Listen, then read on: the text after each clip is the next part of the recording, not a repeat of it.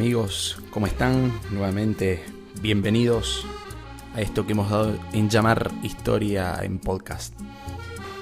Antes de arrancar el episodio de hoy, quiero reiterar los agradecimientos a todos aquellos oyentes que estamos teniendo alrededor del mundo, amigos de México, amigos de España, de Francia y por supuesto de nuestra querida Argentina, ¿sí? Aprovechar el tiempo para aprender algo de historia, como decimos siempre, contada para todos los gustos, para todas las edades y para todos los intereses, de una manera fácil, sin tantas complicaciones, para que se pueda entender y se pueda disfrutar en estos tiempos difíciles que nos está tocando vivir. Bien, en el día de hoy vamos a seguir la continuidad histórica y cronológica que venimos planteando en episodios anteriores. En el día de ayer estuvimos explayándonos sobre lo que fue la formación del sistema capitalista y el régimen imperialista, en donde Europa comienza a dominar el mundo y se expande ese sistema capitalista por toda la faz de la Tierra. Hoy veremos, siguiendo esa línea, todos los problemas que este sistema imperialista europeo de dominación colonial ha traído al mundo de ese entonces. Particularmente, el tema que nos reúne hoy va a ser la Primera Guerra Mundial o la Gran Guerra.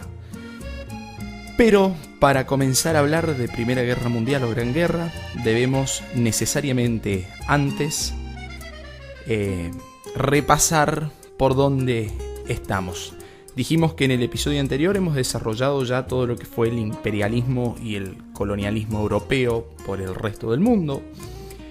Este imperialismo y este colonialismo va a ser la gran causante de la Primera Guerra Mundial, pero se van a desprender de él antes de la guerra una serie de procesos que son interesantes de repasar.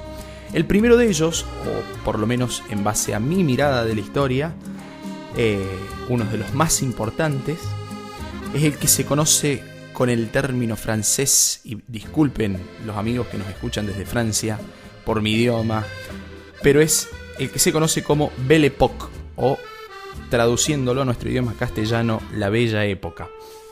¿Qué sucede en esta Bella Época o Belle Époque?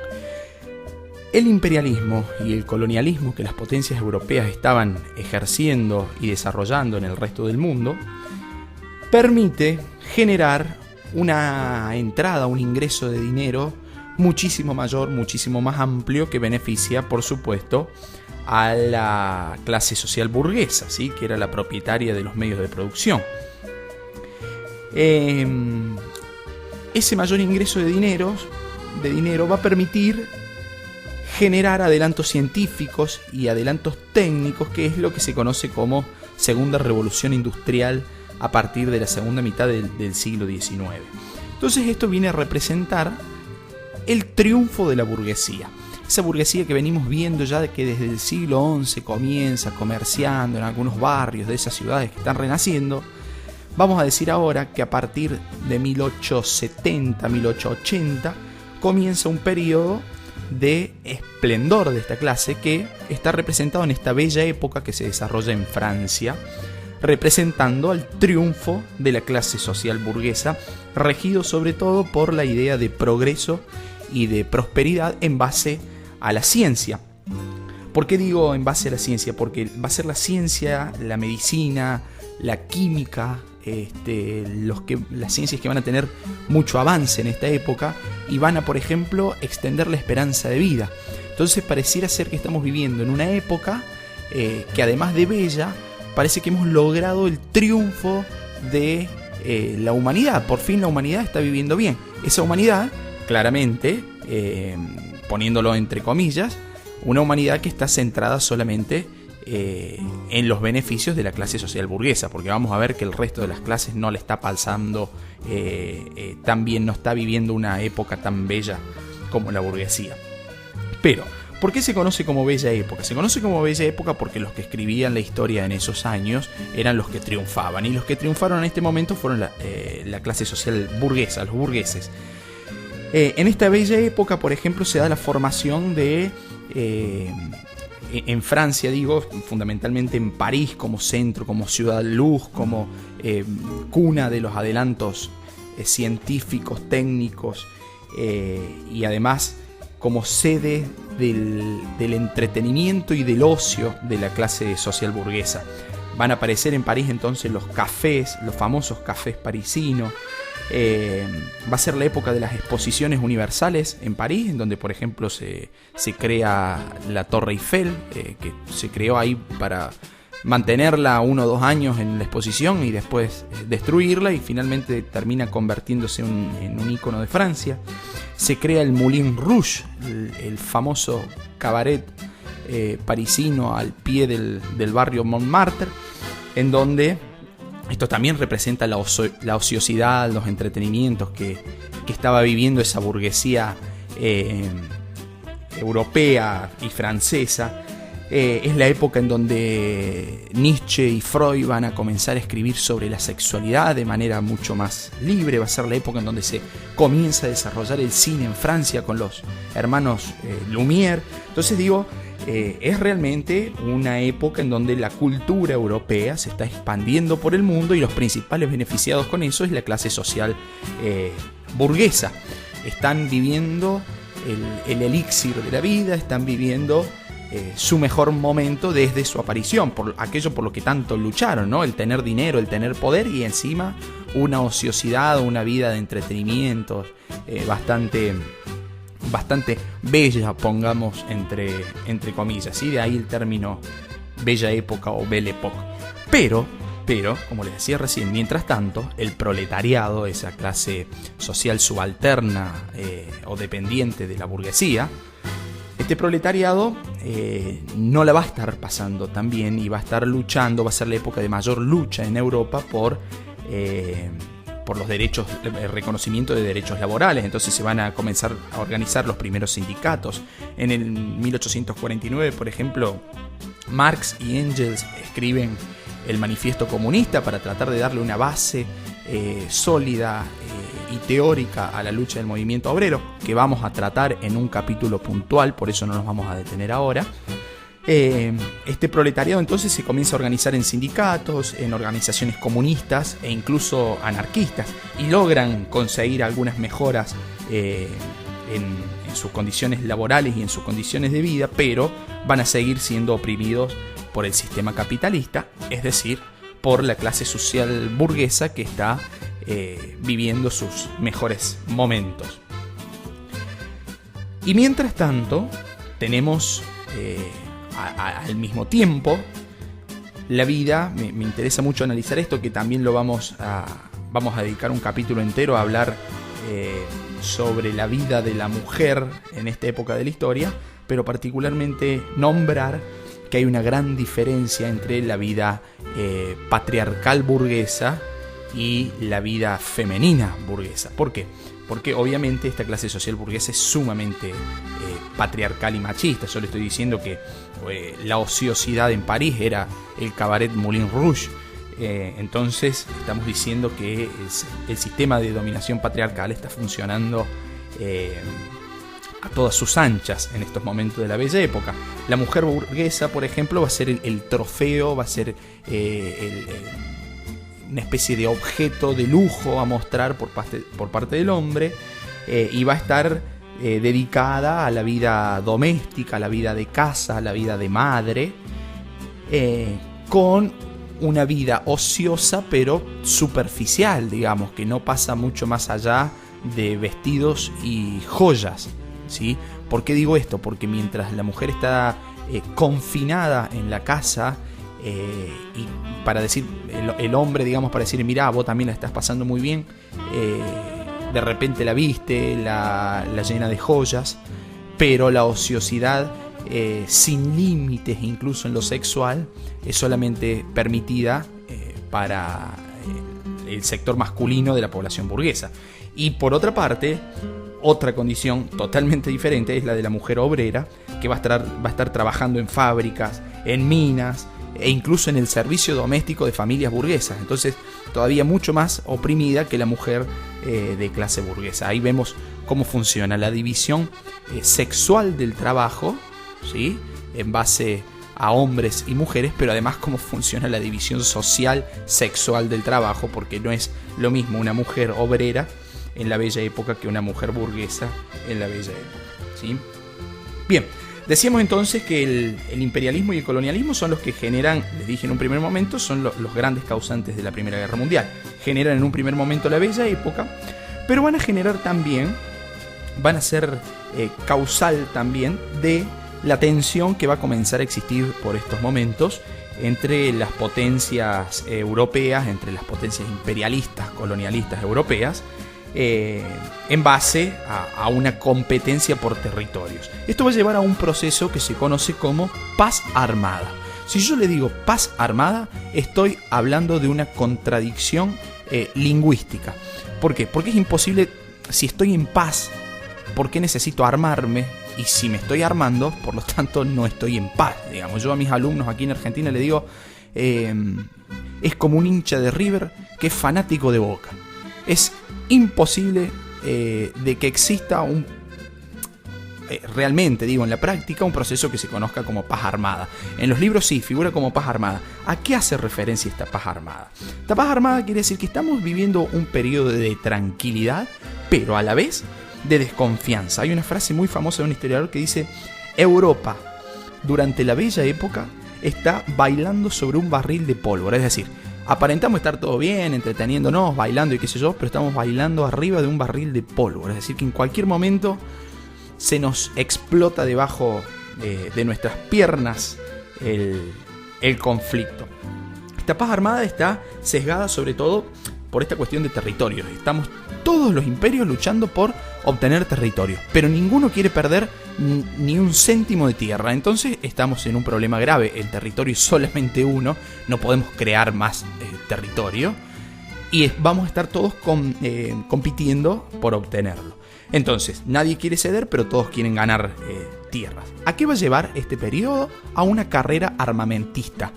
Es decir, las potencias van a comenzar a invertir en industrias y en compra de armas. ¿Por qué? Porque la paz es muy sensible, muy frágil. Estamos en paz, pero mientras tanto, por las dudas, nos vamos armando. Es como que ya se comienza a vislumbrar que va a haber algún tipo de conflicto.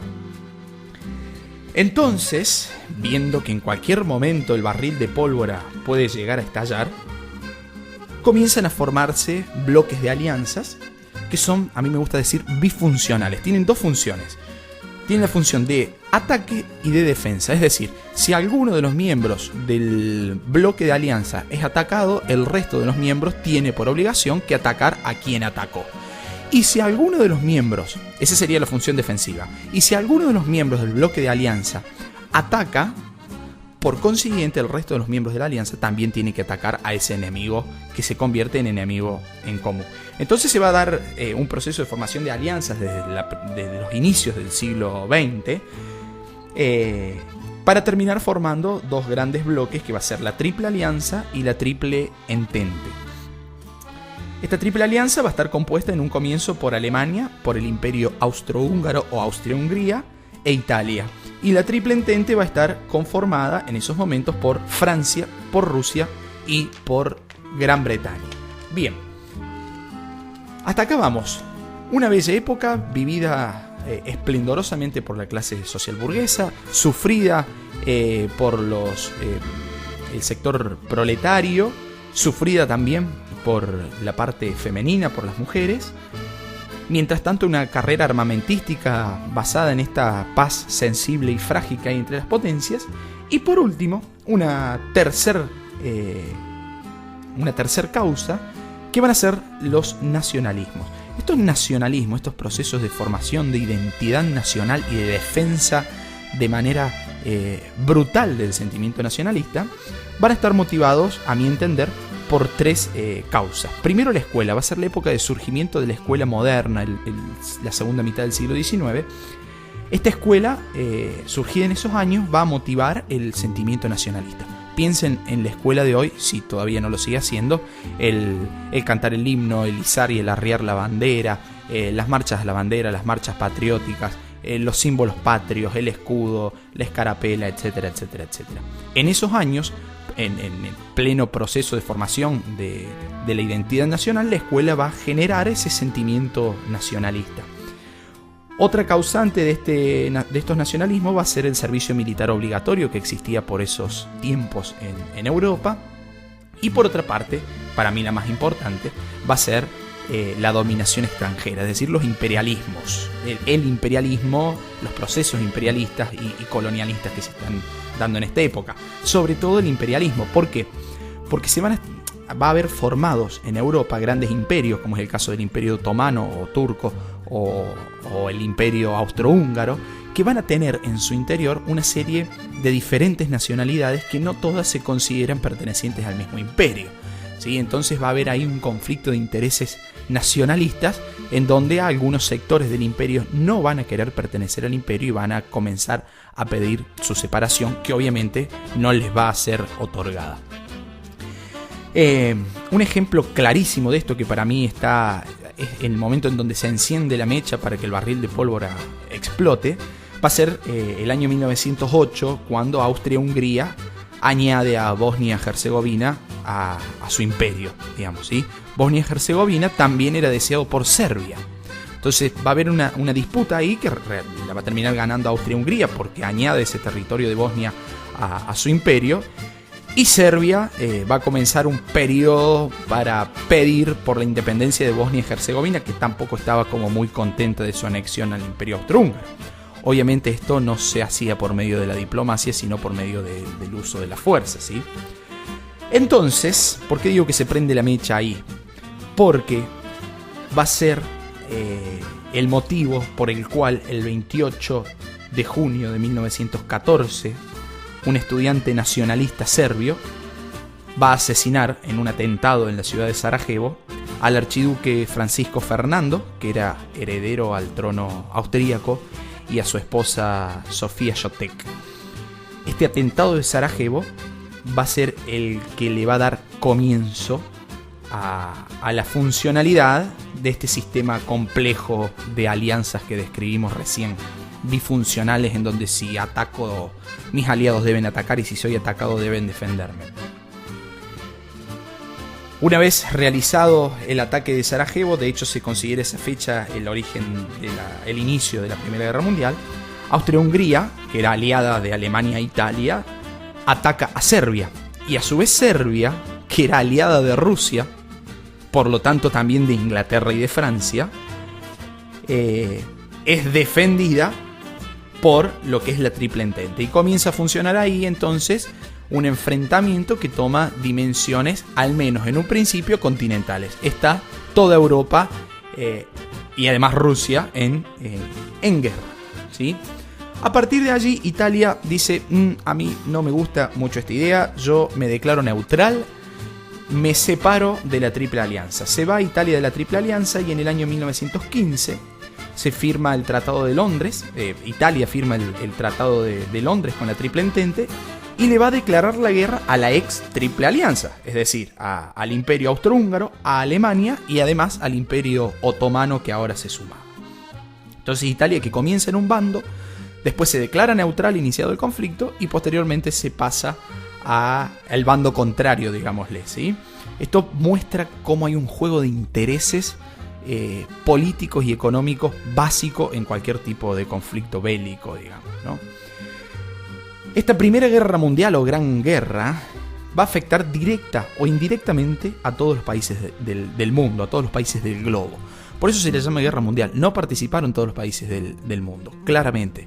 Pero como era la época en donde Europa dominaba la Tierra, si Europa está en guerra, directa o indirectamente, recordemos aquel imperialismo formal o informal, bueno, directa o indirectamente, el conflicto va a estar afectando a todo el mundo. Por ejemplo, Argentina no ingresa en la Primera Guerra Mundial, pero como nuestro principal comprador de materias primas y vendedor de productos manufacturados era Gran Bretaña, la economía argentina entra en una recesión absoluta, ¿sí? Por lo tanto, es afectada de manera indirecta por esta guerra que se estaba desarrollando bastante lejos de aquí, ¿no?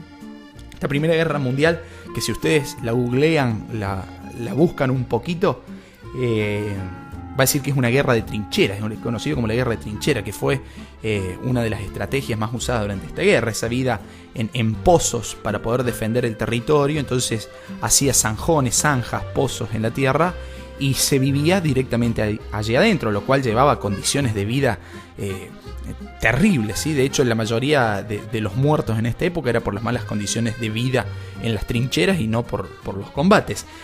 Pero que a su vez va a tener un lado positivo, pues va a ser, por ejemplo, para tratar de subsanar esas condiciones de vida malas en las trincheras, se van a descubrir vacunas que atentan contra la malaria, se va a descubrir la transfusión de sangre, por ejemplo, se va a comenzar a usar la ortopedia para tratar de hacer un poquito más viable esa vida en las trincheras. Va a ser la guerra en donde se conocen por primera vez los tanques de guerra, las metralletas, las ametralladoras, ¿sí? Y de hecho va a haber una producción a gran escala de estos productos, de estos bienes, muy entre comillas, destinados a la guerra, en donde en las fábricas la mayoría de los trabajadores, mejor dicho, de las trabajadoras, van a ser mujeres. ¿Por qué? Porque los hombres van a estar afectados directamente al conflicto. Esta guerra de trincheras que no va a tener muchos vaivenes hasta el año 1917 porque nadie cede territorio. Las trincheras permiten esto, controlar el territorio, lo cual va a hacer que la guerra se traslade al aire y al mar. Entonces vamos a tener el uso de aviones, de buques, etcétera, etcétera. El 1917 va a tener un año bisagra que va a ser la salida de la Unión Soviética ya formada, porque en 1917 se estaba desarrollando en Rusia, en el ex imperio ruso, la revolución bolchevique, que convierte a Rusia en el año 1921 a la Unión de Repúblicas Socialistas Soviéticas. A través de la firma de un tratado con Alemania, del tratado de Brest-Litovsk, Rusia se retira de la guerra y queda en una posición sumamente frágil, la Triple Entente. Entonces, Alemania va a tener un error que le va a resultar fatal, que va a ser el hundimiento de un buque mercante estadounidense, ¿sí? Le hunden este buque a Estados Unidos, y Estados Unidos, en señal de enojo y de descontento, le declara la guerra a la Triple Alianza, sumándose al bloque de la Triple Entente. Cuando Estados Unidos entra a la guerra, en su territorio no se estaba combatiendo, las industrias seguían produciendo, se dedicaba exclusivamente a la producción de material bélico, lo cual le va a aportar al sector de la Triple Entente una cantidad de armamento y de soldados que es realmente numeroso, lo cual va a hacer que la balanza se vuelque a favor de la Triple Entente, suplantando a la retirada de la Unión Soviética, de Rusia, digamos, ¿sí? Este vuelco, esta inclinación de la balanza a favor de la Triple Entente, va a hacer que la guerra termine siendo ganada, si se puede decir ganada, digamos. Ya sabemos que lo penoso de un conflicto como para decir que alguien gana, pero podemos encomillarlo si queremos, va a llevar a que en el año 1918, precisamente el 11 del 11 a las 11 de la mañana, es decir, el 11 de noviembre a las 11 de la mañana, se firma en la ciudad de Le Francport, en Francia, a bordo de un tren, un armisticio que termina, que da por concluida la lucha por tierra, por mar y por aire, que se va a hacer efectivo esto, se va a firmar finalmente la paz al año siguiente, recién en junio, el 28 de junio de 1919, justamente 5 años después del atentado de Sarajevo, se va a firmar el Tratado de Versalles en el Palacio de Versalles, ese palacio que fue sede del gobierno de Luis XIV y representación del absolutismo monárquico en Europa. En la Sala de los Espejos del Palacio de Versalles se firma este tratado que va a poner fin oficialmente a la Primera Guerra Mundial y que va a entrar en vigencia recién el 10 de enero del año 1920. O sea, las acciones bélicas finalizan el 11 de noviembre del 18, el tratado de paz se firma el 28 de junio del 19, pero va a entrar en vigencia recién en 1920. Esto le va a tener como consecuencia una serie de aplicación de durísimas penas militares y económicas a Alemania, lo cual va a generar en Alemania un sentimiento de revanchismo total, que lo vamos a ver como una de las principales causas después en episodios siguientes de la Segunda Guerra Mundial. Bien, ¿qué consecuencias tenemos hasta aquí entonces? Esta gran guerra, que es conocida con este término por la cantidad de heridos y de muertos que ha dejado y además por la magnitud a nivel mundial del conflicto, ha tenido, se calcula alrededor de 9 millones de muertes y 30 millones de heridos. Imagínense ustedes la cifra, estamos hablando de entre muertos y heridos cerca de 40 millones de personas, más o menos el tamaño de nuestra Argentina, un poquito menos. Va a tener como consecuencia también un gran desarrollo armamentístico. Ya nos hemos dicho que la industria de guerra va a ser una de las grandes beneficiadas con este conflicto. Se va a dar una serie de cambios geopolíticos, por ejemplo la desaparición del Imperio Otomano, la desaparición del Imperio Austrohúngaro también, y la entrada en crisis de toda la Europa occidental. Europa queda destruida. ¿Y quién va a aparecer ahí como gran salvador y a comenzar a asomarse como potencia mundial, diciéndole al mundo: dejemos de mirar a Europa y miren para acá, por favor, levantando la manito? Va a aparecer Estados Unidos como potencia. ¿Por qué? Porque va a ser el gran ganador de la guerra, va a ser el que permite inclinar la balanza a favor de la Triple Entente, va a ser el promotor de la victoria de la Triple Entente y va a tener un gran beneficio. En su territorio jamás se combatió durante esta primera guerra. Entonces, un gran beneficiado, y para mí una de las principales consecuencias de la Primera Guerra Mundial va a ser el fortalecimiento económico, político y militar que va a tener Estados Unidos. Que lo vamos a retomar en el próximo capítulo, uno más, de esto que hemos dado a llamar Historia en Podcast. Muy bien, amigos, espero que haya sido de su agrado el capítulo de hoy, donde hemos desarrollado la Primera Guerra Mundial, sus principales causantes como lo fueron el imperialismo, el colonialismo, la Belle Époque o Bella Época francesa, con el triunfo de la burguesía, los nacionalismos, la paz armada, la carrera armamentista, la formación de alianzas y finalmente el desarrollo del conflicto bélico.